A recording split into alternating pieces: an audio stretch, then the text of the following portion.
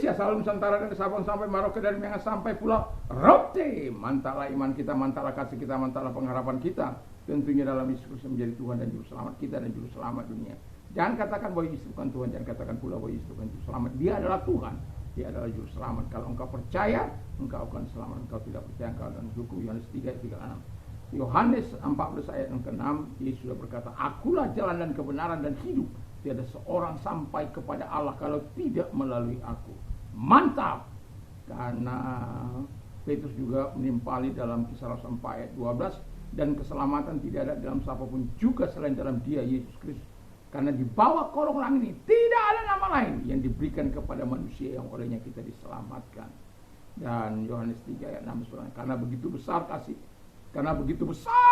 kasih Allah akan dunia ini, sehingga Ia mengaruniakan anaknya yang tunggal, supaya setiap orang percaya kepadanya tidak binasa melainkan beroleh hidup yang kekal. Dengan hati percaya engkau dibenarkan, dengan mulut mengaku engkau diselamatkan. Selamat pagi. Kiranya di pagi ini semangat dari Tuhan senantiasa menyertai kita. Doa dan harapan saya, kekuatan Tuhan, kekuatan firman, kekuatan Roh Kudus, kekuatan doa dan kekuatan iman menyertai kita, yang disertai rasa takut akan Tuhan dan ketaatan penuh kepada Sang Mesias, Sang Penuntut hidup kita. Puji nama Tuhan. Sebelum kita mendengarkan firman Allah, mari kita berdoa. Terima kasih Tuhan, biarkan kami menikmati segala yang baik dari apa yang kami lakukan dalam hidup, dalam nama Yesus. Haleluya. Amin. Saya akan membacakan Filipi 1 ayat yang ke-22. Tapi jika aku harus hidup di dunia ini, berarti bagiku bekerja memberikan buah, memberi buah. Sampai di situ. Dan Alkitab mengatakan tema kita adalah hidup memberi buah. Ini bagian yang pertama, ya. Karena ada dua bagian, karena terlalu panjang, jadi saya memotongnya menjadi dua bagian. Nah, kalau kita sudah menyadari bahwa kita sebagai orang percaya, bahwa dikatakan hidup itu harus memberikan buah, dan buah kita itu adalah buah yang tetap. Apakah itu? Dan yang mau saya katakan kepada kita adalah, biarkan kita memberikan buah yang terbaik dalam kehidupan kita, sehingga kita mendapatkan segala yang baik dari Tuhan. Nah, jadi Alkitab yang kita baca tadi bahwa dikatakan, tetapi jika aku harus hidup di dunia ini, itu berarti bagiku bekerja memberi buah. Jadi kalau kita sebagai orang percaya, kita harus memberikan buah. Buah yang pertama yang harus kita miliki adalah buah Roh Kudus, atau bersifat-sifat Tuhan, sifat-sifat Allah melalui buah-buah roh yang kita miliki. Kita tahu semua bahwa buah roh itu adalah kasih, sukacita, damai sejahtera, kesabaran, kemurahan, kebaikan, kesetiaan, kelemah lembutan, dan penguasaan diri. Tidak ada hukum yang menentang hal itu. Memang tidak semudah kita berkata. Satu contoh, kalau kita katakan kita memiliki pengendalian diri, apa iya kita memiliki pengendalian diri yang sungguh dari Tuhan?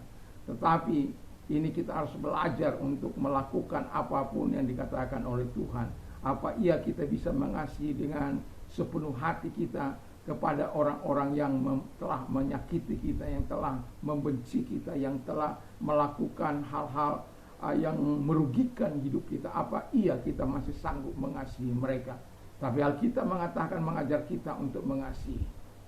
Saya ketika ditipu oleh anggota jemaat saya dengan menggadaikan mobil saya, sampai mobil saya itu hilang, walaupun pada akhirnya diganti dengan mobil yang lain. Tetapi saya pada waktu itu secara manusia marah. Tetapi kemudian ketika ingat firman Tuhan, saya hanya katakan, kamu datang dan memberitahu di mana mobil itu, lalu kemudian kamu tidak akan saya masukkan ke dalam penjara. Dan itu saya lakukan. Waktu dia datang, dia menyerahkan diri. Kalaupun dia masuk penjara, bukan kasus mobil saya, tapi dia kasus lain. Tetapi yang mau saya katakan kepada kita bahwa kita harus bisa mengasihi walaupun kadangkala itu orang-orang menyakitkan. Orang-orang sudah menjara kita lalu minta tolong kepada kita. Apakah kita bisa sanggup mengasihi? Dan ketika mereka minta pertolongan kepada kita, tapi saya sudah melakukannya. Jadi yang mau saya katakan adalah buah roh itu harus kita belajar untuk melakukan di dalam hidup ini. Yang kedua kata firman Allah, buah pekerjaan. Jadi kalau dikatakan dalam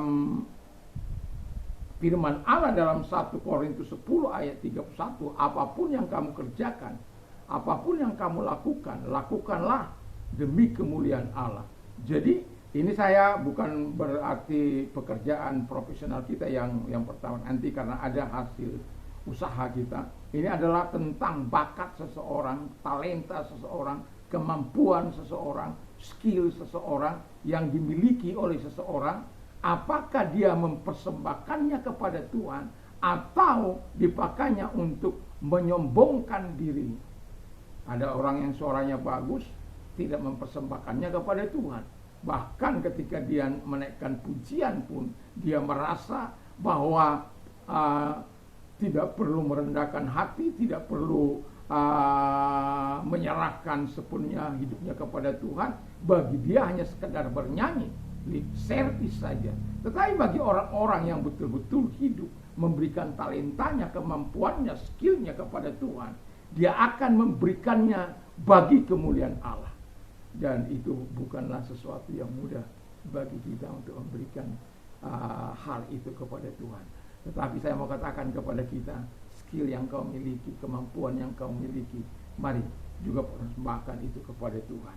Dan yang ketiga kata firman Allah, buah keselamatan. Kalau Anda nanti baca Roma 1 ayat 13, itu adalah jiwa-jiwa yang kita bawa, jiwa-jiwa yang kita hantar kepada Tuhan, yang kita menangkan.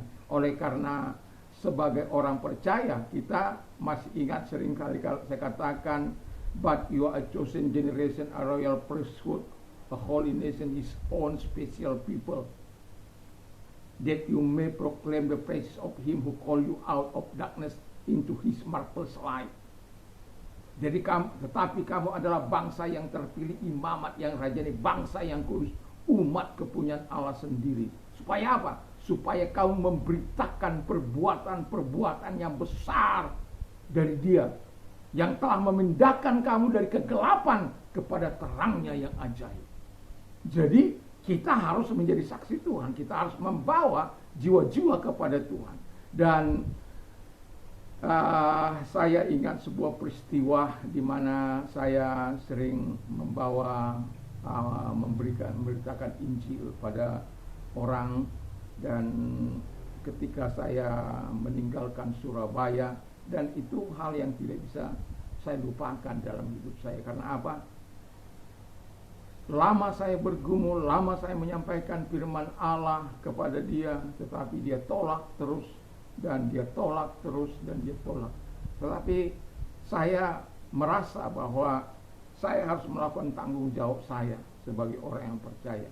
Dan pada waktu saya menghadiri pemakaman di sebuah pemakaman di Kembang Kuning, Surabaya, karena ada teman yang meninggal pada waktu itu, sehingga kami ada melayat ke sana. Dan ketika saya lagi berada di tengah-tengah kerumunan orang banyak itu, dan seorang ibu menghampiri saya sendiri lupa dengan ibu ini. Dan dia bertanya, apakah Bapak masih ingat saya? Saya terus terang saya tidak mengenal ibu ini, karena ya maklumlah saya bukan orang Surabaya, tetapi saya kan sudah lama di Lombok ini.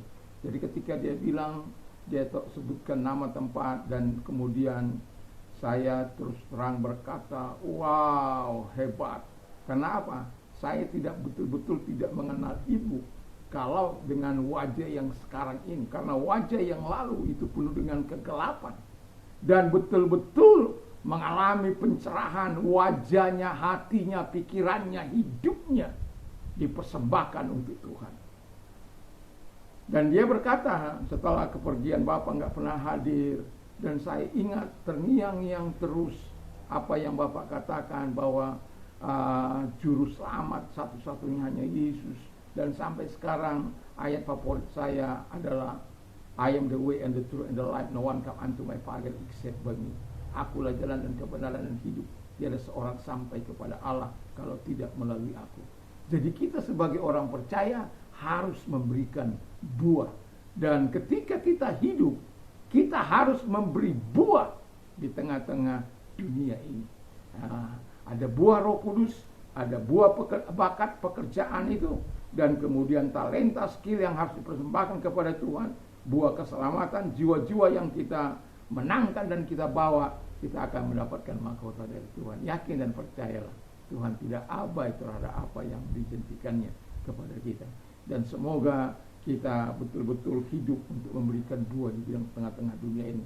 Kalau buah Roh Kudus belum ada dan buah atau talentamu kau gunakan hanya untuk kau hambur-hamburkan untuk menjadi kesombongan bagimu, bertobat. Dan buah keselamatan ini tanggung jawab setiap kita, di mana kita yang sudah diselamatkan, ingatlah bahwa Yesus sudah berkata kepada kita supaya kita memberitakan, pergi dan memberitakan Injil itu ke seluruh dunia, dan baptislah mereka dalam nama Bapa, Anak dan Roh Kudus, dan ajarlah mereka melakukan apa yang kuperintahkan kepada. Haleluya. Itu berarti learn by doing, ya. Hidup melayani Kristus itu sangat indah dan sangat luar biasa. Dan mari kita hidup, makanya Paulus katakan hidup adalah Kristus dan mati adalah keuntunganku. Tapi saya mau setel ayat ini, ayat itu ayat 21, ayat 20-nya. Kita, tubuh kita ini, kita harus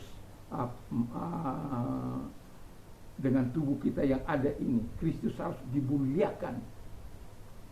Ya, jangan dengan tubuh kita ini kita menghancurkan Allah Tuhan, menghancurkan nama Tuhan, menghancurkan umat Tuhan. Justru dengan tubuh kita ini kita pakai untuk memberikan buah bagi kemuliaan Allah. Itu sebabnya Paulus berkata, kalau aku hidup, aku memberikan buah. Karena kalau aku mati, itu sebuah keuntungan. Jadi baginya hidup ataupun mati adalah berkat. Dari kalau dia hidup bagi Tuhan, dan kalau dia mati adalah keuntungan dan untuk Tuhan. Haleluya. Puji nama Tuhan. Jadi saya tidak akan panjang lebarkan firman Allah, kiranya buah yang Tuhan minta dari kita terjadi dalam hidup kita. Ini bagian pertama. Nanti sore akan membawakan bagian yang kedua. Mari kita berdoa. Terima kasih Tuhan, kiranya Tuhan menolong kami untuk memberikan buah di tengah-tengah kehidupan kami dimanapun kami ada. Terima kasih. Dan kami juga berdoa kepada yang sakit, dalam nama Yesus segala sakit penyakit yang mereka gak perintah keluar, dan oleh biru-biru daripada Tuhan Yesus. Engkau sembuh oleh kuasanya, engkau sembuh dalam nama Tuhan Yesus Kristus. Terima kasih Bapa di surga. Kami sungguh bersyukur, kami berterima kasih kepada dalam nama Tuhan Yesus. Dan juga mereka yang mengalami penderitaan, kalau engkau orang yang mau didoakan, angkat kedua tanganmu, kita berdoa. Dalam nama Yesus, lihatlah Tuhan orang-orang yang sedang mengalami persoalan kesulitan dalam hidupnya. Tuhan yang berkata untuk menolong mereka, berjanji untuk menolong mereka, memberikan kelegaan bagi mereka. Di dalam nama Yesus, segala apapun yang mereka alami Tuhan, engkaulah penolong yang kami andalkan, yang kami percayai untuk menolong hidup mereka. Di dalam nama Yesus kami bersyukur dan berdoa. Haleluya. Amin. Kiranya Tuhan Yesus memberkati kita dalam perjalanan hidup ini. Terima kasih. Dan mari kita terus memberikan buah selama kita hidup di dalam dunia ini. Mantap, mantap, mantap.